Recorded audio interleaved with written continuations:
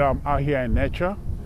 I'm breathing in the beautiful prana. I'm embracing it in and I'm letting it go. And I'm embracing it and letting it go. It's so sweet.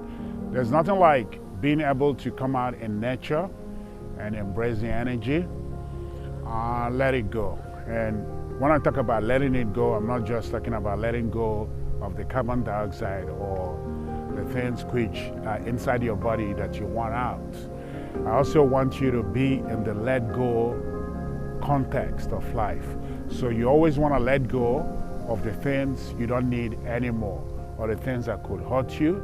They could be objects, they could be food, they could be starchy food or fattening food. You want to let them go. And you want to let in the beautiful things like vegetables.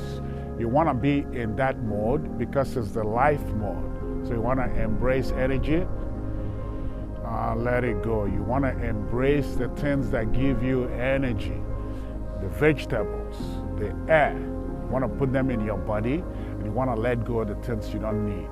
The things that will cut your life short, that will make you not appreciate life and how wonderful life is.